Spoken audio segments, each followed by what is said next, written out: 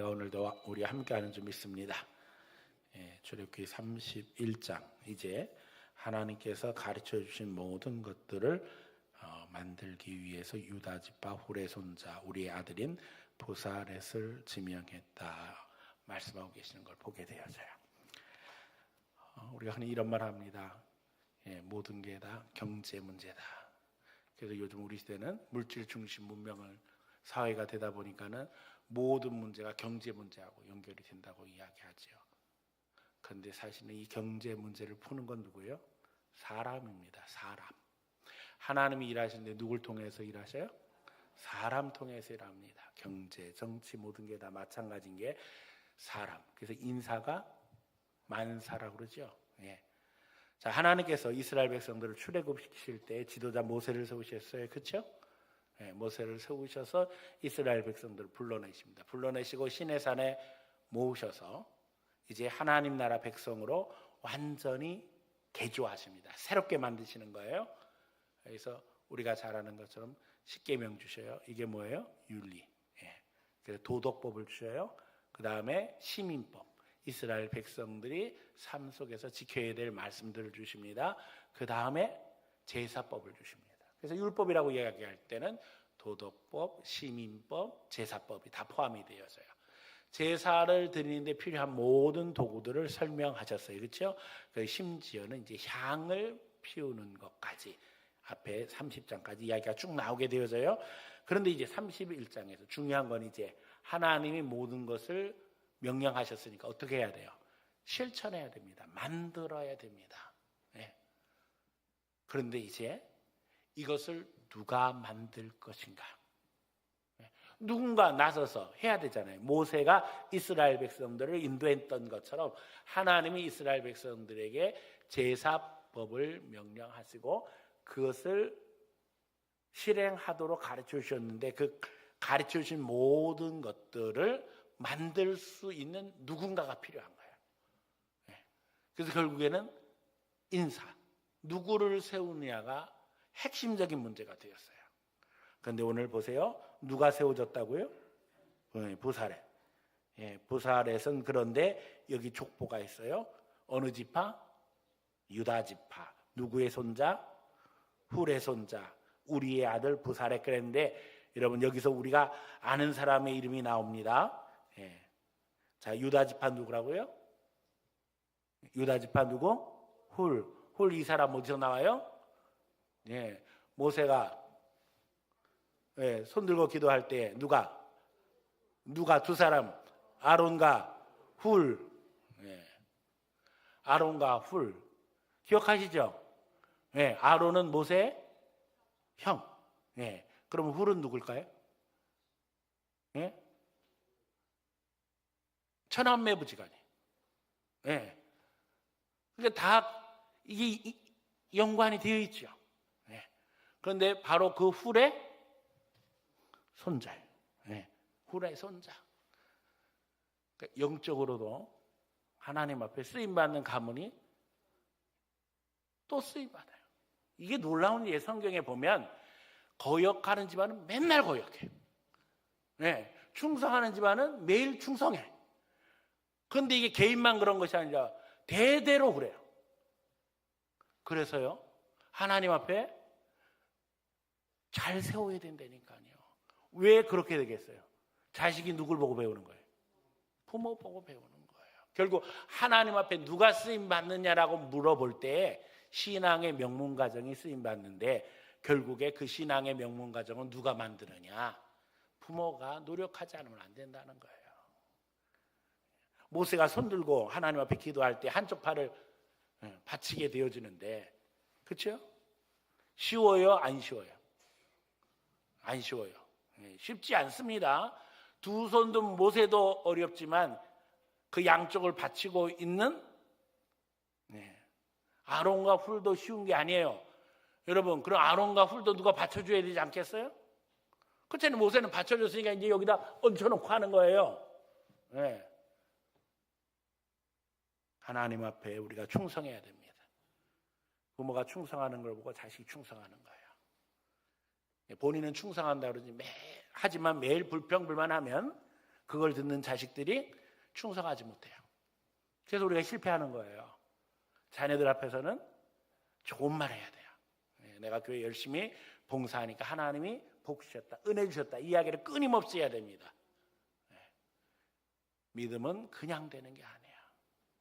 오늘 여기 불의 손자인 부사렛이 하나님 앞에 지명되었다는 것 속에서 우리는 기도 제목을 얻어야 됩니다. 하나님, 우리 자녀들이 이와 같게 해주세요. 그런데 우리가 아는 것처럼 부모가 믿음 좋다고 해서 자식이 다 믿음 좋은 건 아니에요. 그렇죠?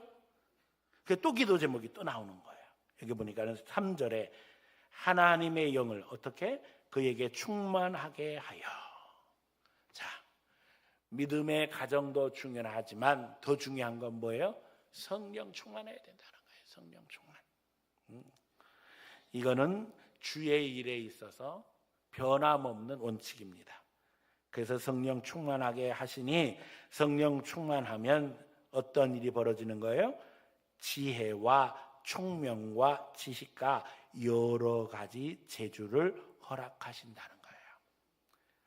저는 이제 세가족 성경 공부할 때마다 성령 충만에 대해서 이야기할 때 성령 충만으로 나타나는 세 가지를 이야기합니다. 아주 기초적인 거예요. 제일 먼저 뭐가 나타난다고요? 제일 먼저 주시는 건 평안이에요. 마음이 편안해져요. 그런데 그 평안이 아무 일도 안 일어나서 평안한 게 아니라 난리 법석이 일어나도 내 마음은 평안한 거예요. 누가 함께 하시니까? 성령님이 함께 하시니까. 그 다음에 이제 이 난리 법석 치는 것들을 해결해 나갈 수 있도록 하나님이 어떻게 하셔요? 지혜를 주셔요. 근데 지혜만 가지고도 안 돼요. 뭐가 있어야 돼요? 힘이 있어야 돼요. 힘을 주시면 용기가 생기고 그 힘 가지고 나가게 되어지니까 마음에 평안이 있고 머리에 지혜가 있고 또 힘이 부어지면 세상에 못할 건 아무것도 없어요. 대통령도 할 수 있고요. 유엔 사무총장도 할 수 있고요. 세상에 못할 게 아무것도 없다니까요. 재벌도 될 수 있고 뭐든지 할 수 있어요. 이게 하나님의 역사인 거예요. 성령 충만하기를 축원합니다. 성령 충만해야 돼요. 그런데 성령 충만하여 지혜를 주시는데 여기 부사렛은 특별한 은혜를 더해 주셨어요. 보니까 총명한 지식을 주셨다고 했어요. 이것은 지혜와 연결되어져서 지혜가 더 세밀한 분류 속에서 구체적으로 드러나는 걸 보게 되어져요. 자, 그리고 여러 가지 재주로 더하셨는데 보니까 4절에 정교한 일을 연구하게 하셨다 그랬어요. 처음부터 잘하는 게 아니에요. 어떻게 하게 하셨다고요? 연구하게 하셨어요. 그래서 금과 은과 노수로 만들게 하며 우리가 아는 것처럼 앞에 하나님이 제사를 위해서 허락하신 모든 성물들은 주 재료가 금, 은, 동입니다. 금, 은, 동은 다 우리가 아는 것처럼 그 경도가 차이가 납니다. 어느 게 제일 단단해요? 동이 제일 단단하지요. 그리고 또 그 다음 금이, 그 다음 은이 제일 무르잖아요. 경도가 다르다고 하는 것은 만들 때에 여러 차이가 난단 말이에요. 우리가 아는 것처럼 모든 금속은 또 녹는 점도 달라요. 이런 거 다 연구해야 되는 거예요. 연구해서 이제 정교한 일을 감당하게 되어집니다. 그것뿐만 아니라 보니까는 보석을 깎아 물리며 여러 가지 기술을 나무에 새겨 만들게 하리라. 해서 이제 오늘날로 이야기하면 보석을 다루는 기술부터 시작해서 가구를 만드는 기술이 결합되어져 가지고 그야말로 작품 중에 작품, 명품을 만드는 일을 감당하게 되어져요. 세상에 몇 개, 딱 하나뿐이 없는 걸 만드는 거예요. 사실 우리가 공장에서 찍어내는 제품은 설계하고 틀을 만들어서 계속 찍어내면 똑같이 나옵니다. 그러나 하나님 앞에 드려지는 것은 딱 하나인 거예요. 누구에게나 다 마찬가지입니다. 주님 앞에는 뭘 드려야 된다고요? 그래서 명품을 드려야 되는 거예요. 먹든지 마시든지 무엇을 하든지 하나님의 영광을 위하여 하라고 그러셨어요. 제가 스위스를 중심으로 해가지고 전 세계 명품이 자리 잡는 과정을 말씀드린 적이 있어요. 스위스가 왜 명품의 나라가 됐다고요? 하나님의 영광을 위해서. 이게 종교개혁의 정신이에요. 그래서 하나님의 영광을 위해서 해서 명품을 만들었더니 부수적으로 뭐가 되었다? 부자가 되었다. 아, 부자 되는 거 쉽네요. 그렇죠? 뭘 하니까 돼요? 아니죠. 하나님의 영광을 위해서. 하니까 명품이 만들어진 거고, 명품이 만들어지니까 돈이 생긴 거지. 이걸 자꾸 거꾸로 하려고 그러면 다 망가지는 거예요. 돈이 생기려고 하면 명품 못 만들어요. 예. 하나님의 영광이 먼저 되어지니까 그 다음에 명품이 만들어지고, 명품 다음에 돈이 오는 거예요. 예. 결국 이것을 통해서 자본이 형성되고 시민사회가 만들어져서 결국에는 종교개혁이 어디까지 가는 거예요? 예. 자본의 완성과 함께 시민의 완성, 또 민주주의, 자본주의를 거쳐서 이제는 산업혁명 시대로 가게 되어지고, 이게 다 순서가 있는 거예요. 예. 하나님의 역사를 이렇게 이끌어 가시는 거예요. 믿는 사람들의 마음에 믿음을 주심으로 새 시대를 열어 가시는 거예요. 하나님의 나라를 세우는 여기 이스라엘 백성들도 똑같은 과정으로 인도하심 받는 거예요. 부족한 부분들을 채우시는 거예요. 그래서 하나님께서 시민법을 주시고, 또 도덕법을 주시고, 또 제사법을 주셔서 하나님의 백성으로 드러나게 하시는 과정 속에 이제 하나님의 사람들을 세워서 이 일을 감당하게 하시는 거예요. 내가 또 단지파 아히사막의 아들 오홀리압을 세워 그와 함께 하게 하며, 그렇습니다. 자, 여기 부사렛이 아무리 잘났어도 혼자는 안 되는 거예요. 그 동역자 누가 있었다고요? 오홀리압이 있었어요. 이 두 사람이 협력함으로 하나님이 원하시는 성막을 완성하게 하셨던 것을 보게 되어집니다. 지혜로운 마음이 있는 모든 자에게 내가 지혜를 주어 그들이 내가 네게 명령한 것을 다 만들게 할지니. 자, 그런데 보세요. 여기 부사렛과 오홀리압뿐만 아니라 어떤 사람? 지혜로운 모든 사람들이 이 일에 협력하게 되더라는 거예요. 그러니까는 하나님이 일하시는데 중요한 지도자를 세우게 하시더니 이제 동역자를 붙여주시고, 그 동역자를 붙여주시는 것으로 끝나는 것이 아니라 지혜로운 모든 사람들을 모아주셔서 힘을 모아서 하나님의 일을 감당하게 하시는 것을 보게 되어집니다. 그래서 말씀하신 대로 감당하게 되어지는데, 내가 내게 명령한 것을 다 만들게 할지니 곧 회막과 증거궤와 그 위에 속죄소와 회막의 모든 기구와 상과 그 기구와 순금 등잔대와 그 모든 기구와 분향단과 번제단과 그 모든 기구와 물두멍과 그 받침과 제사직을 행할 때 입는 정교하게 짠 의복, 곧 제사장 아론의 성의와 그의 아들들의 옷과 관유와 성소의 향기로운 향이라 물은 내가 내게 명령한 대로 그들이 만들지니라 해서 명령한 대로 만들게 하셔요. 그런데 여기에 기록된 모든 것들에 있어서 핵심은 여기에 만들어진 모든 성물이 향하는 분명한 목표가 있어요. 자, 이스라엘 백성들이 지금 하나님 나라 백성으로 거듭나야 돼요. 그런 가운데 예배를 온전히 드리기 위해서 여기 하나님 앞에 성물을 만드는 거예요. 그런데 이 성물이 향하는 오직 한 방향이 있어요. 누구를 향하고 있는 거예요? 예수님을 향하고 있는 거예요. 예수님. 여기 모든 기구가 다 누구를 상징하는 거예요? 예수님 상징하는 거예요. 성막 자체가 예수님을 상징하고 그 안에 있는 모든 성물들, 벗개부터 시작해서 향단이고 등잔대고 떡상이고 모든 것들이 누구를 상징한다고요? 예수님을 상징하는 거예요. 결국 성령이 주시는 지혜는 누구를 향하게 된다고요? 예수님이 향하게 되는 거예요. 오늘도 마찬가지예요. 교회에서 선포되는 모든 말씀의 핵심은 결국 누구예요? 예수님이에요. 오늘도 난예배 시간에 우리가 나루토의 기적을 이루기를 소원하면서 도약의 나루토라는 제목으로 말씀을 증거했어요. 누구의 이야기였어요? 야곱의 이야기였잖아요. 야곱의 이야기. 예, 야곱의 이야기란 말이에요. 야곱이라는 사람의 이야기지만 핵심은 누구예요? 예수님인 거예요. 예수님 만나야 된다는 거예요. 예, 만나면 역사가 일어나는 거예요. 결국 여기 부사렛과 오홀리압도 그 감동 속에서 이 성막을 완성해 나가는 겁니다. 오늘 우리가 다 이제는 하나님의 성전이 되었고 그리스도의 지체가 되었어요.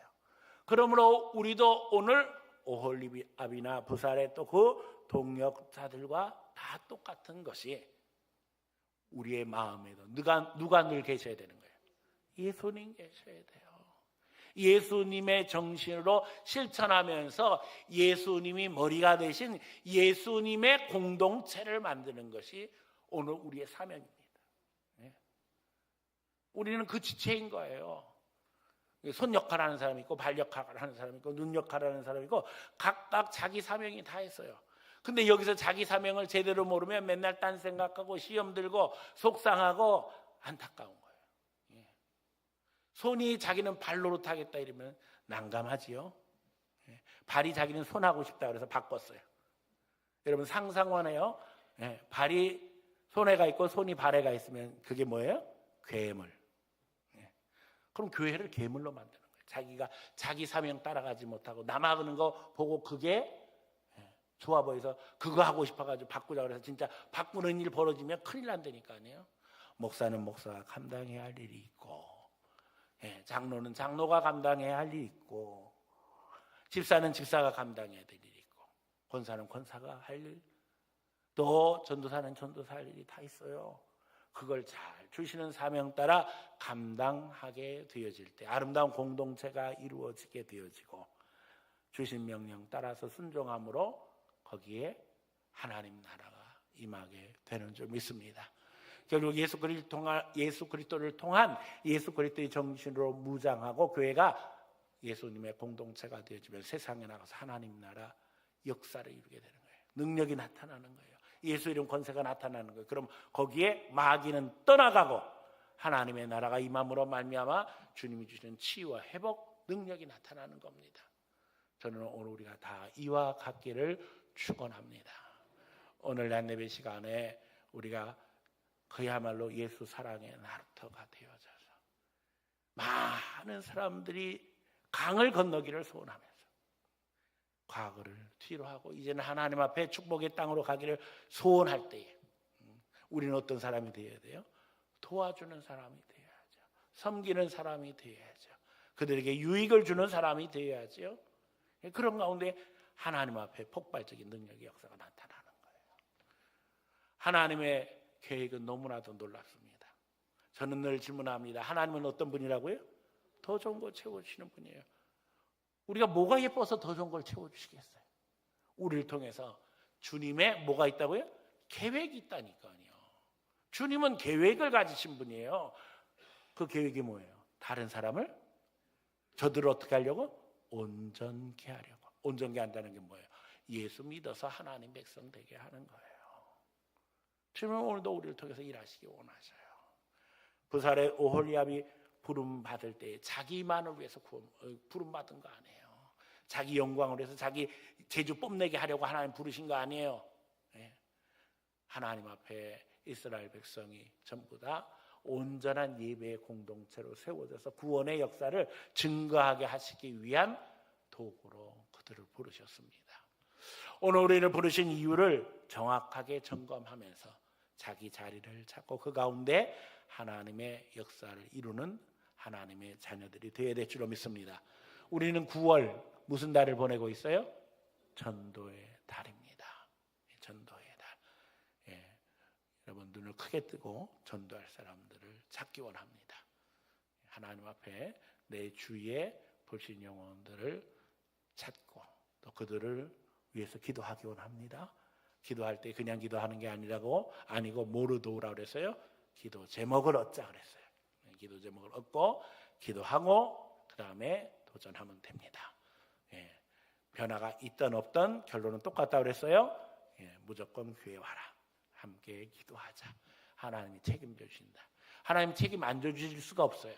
성경에 약속되어 있잖아요.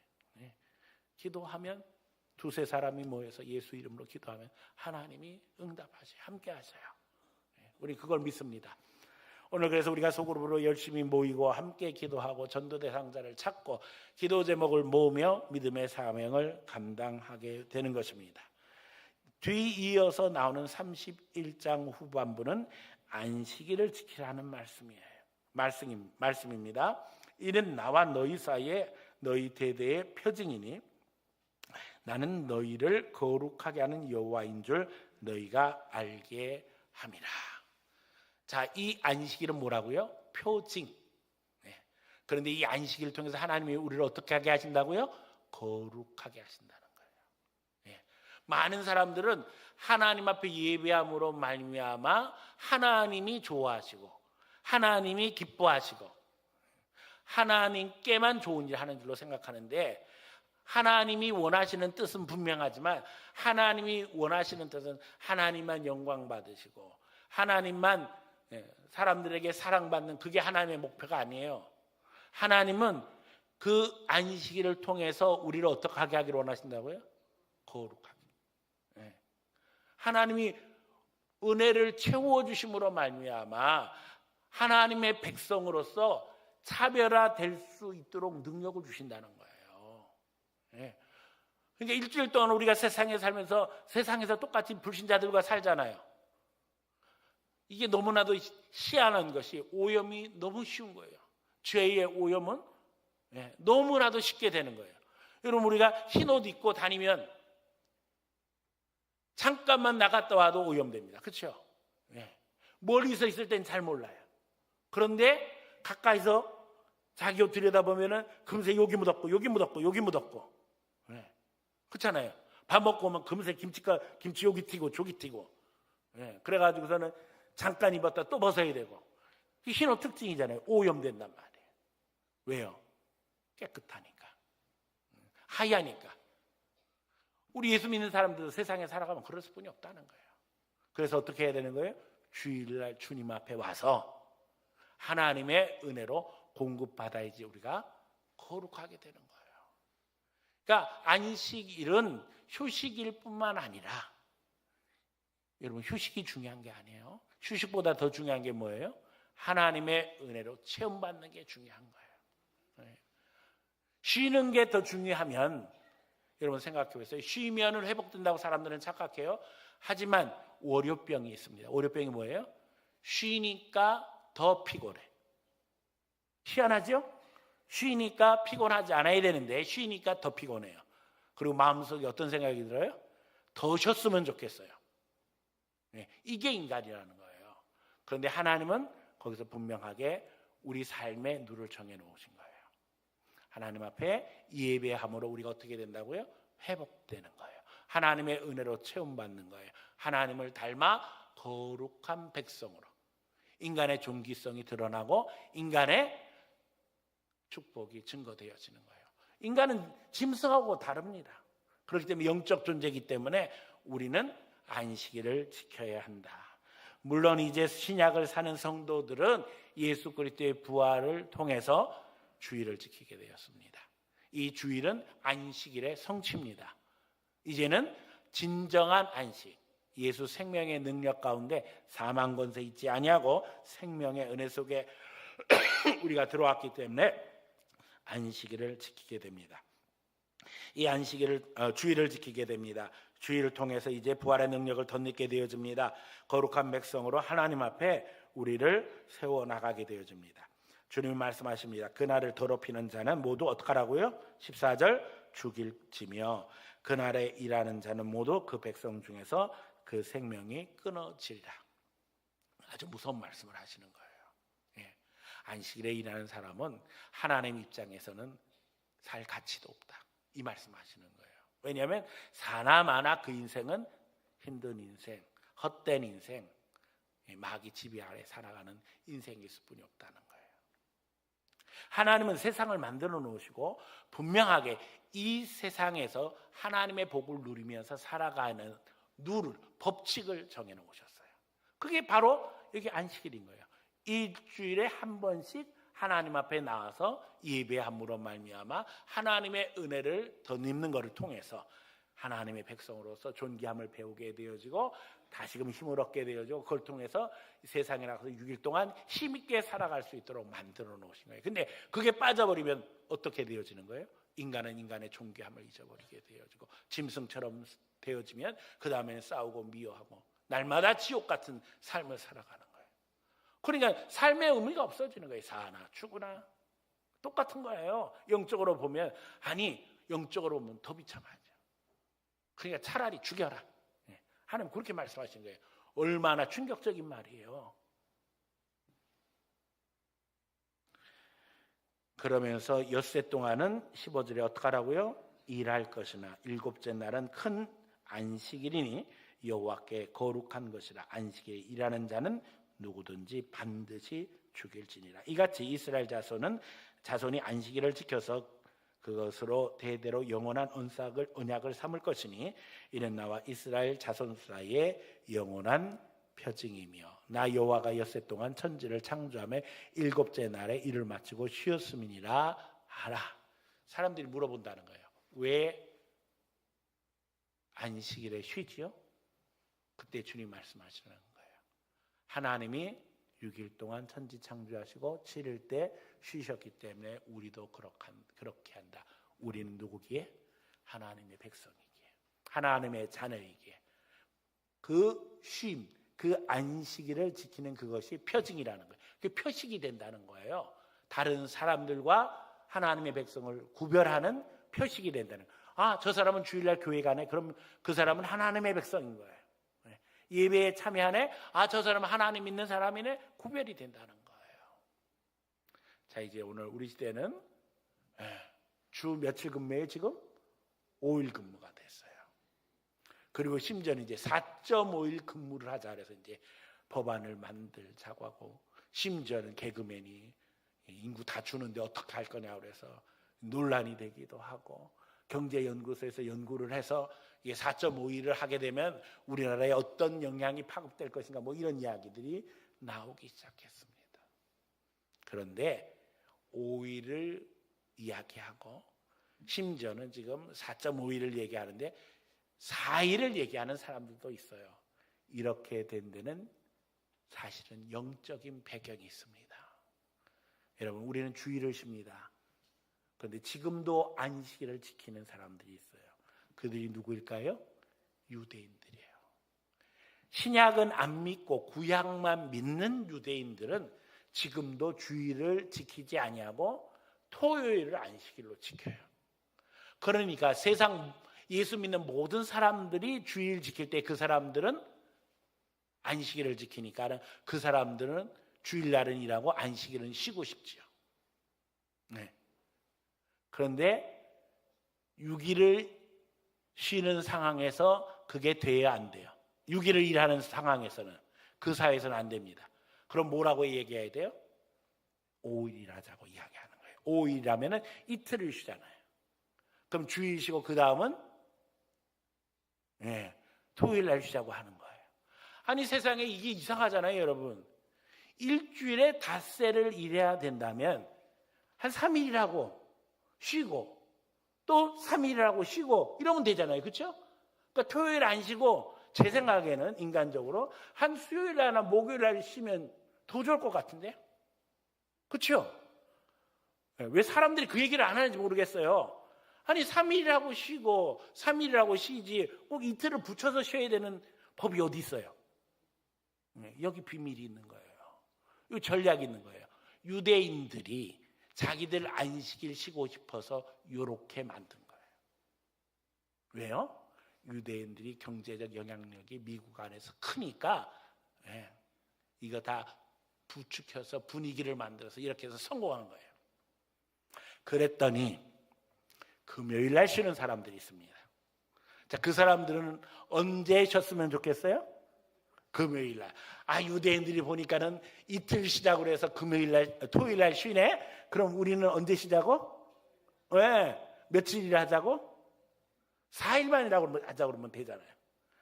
금요일날 쉬는 종교가 있어요. 어디예요? 이슬람이에요. 이슬람은 금요일날 쉽니다. 그러니까 금요일날 쉬자고 하고 주 4일 근무만 하자고 그러면 되잖아요. 근데 이게 재밌게요. 4.5일에 걸리는 거예요. 왜냐하면 우리가 아는 것처럼 유대인도 마찬가지고 이슬람도 마찬가지입니다. 날짜를 세는 방식이 우리가 달라요. 우리는 언제부터 날짜를 세요? 아침부터 저녁입니다. 그런데 그들은 저녁부터 아침입니다. 그러니까 생각해 보니까는 5일 쉬는 것도 이게 쉬운 일이 아니었는데 4일 시작 그러면 잘 안 될 것 같아요. 그러니까 며칠 쉬자고요? 4.5일 시작으로 그러는 거예요. 이게 다 영적인 문제인데 영적인 얘기는 하나도 안 나오죠. 단지 경제적인 이야기, 무슨 노동의 이야기, 뭐 그런 이야기를 해가지고 사람들을 혼란하게 하고 마치 아닌 것처럼 이야기하지만 이 모든 이야기의 속에는 뭐가 숨겨져 있는 거예요? 네? 영적인 문제, 신앙적인 문제가 숨겨져서 사실은 영적 전쟁이 있는 거예요. 여기에. 네. 여러분 생각에는 앞으로 4.5일이 될 것 같아요? 안 될 것 같아요? 되는 날이 올 수도 있겠어요. 하지만 4.5일 되는 게 문제가 아니라 실제로 이제 여기 앉아 있는 분들 뭐 50대, 60대, 70대까지도 계시는데 요즘 이제 우리 한국의 정년 퇴직 연령이 뭐 60대 초반으로 이렇게 거의 규정이 되어 있는 게 법적으로 다 규정인데 이제 이 법적인 규정은 의미가 없어지게 됩니다.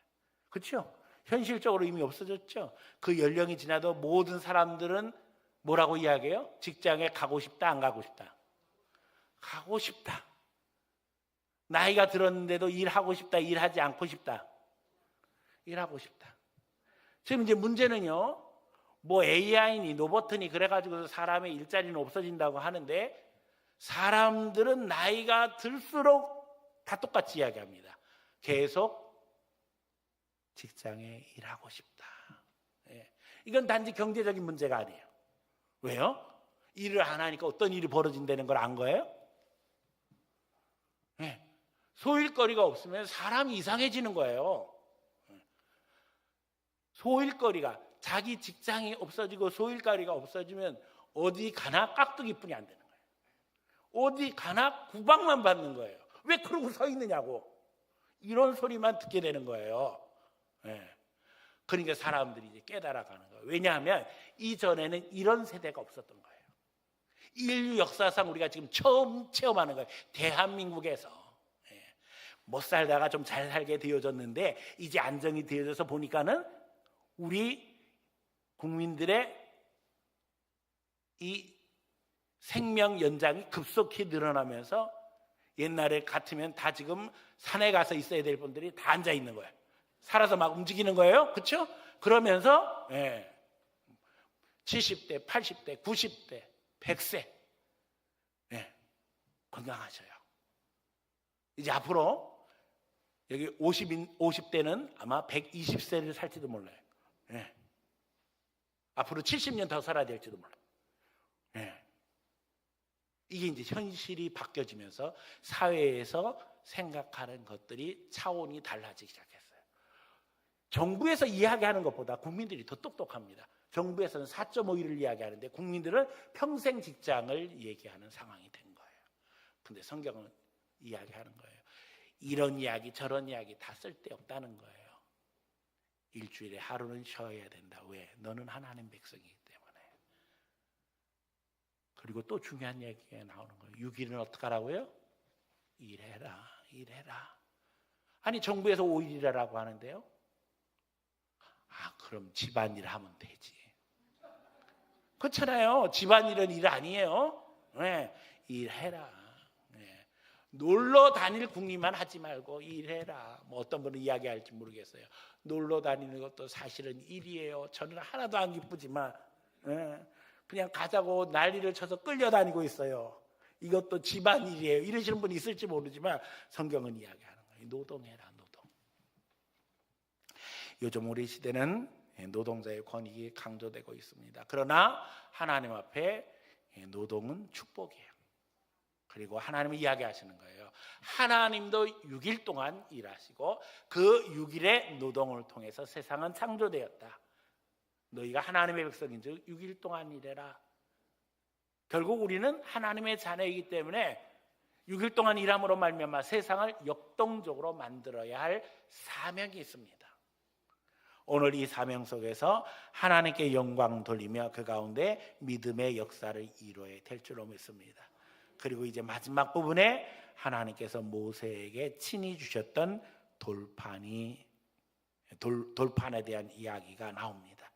증거판 둘을 모세에게 주시니 이는 돌판이요 하나님이 친히 쓰신 것이라. 이 본문은 32장과 사실은 연결이 되어져 있어요. 그 뒤에 이 돌판 사건이 나오죠.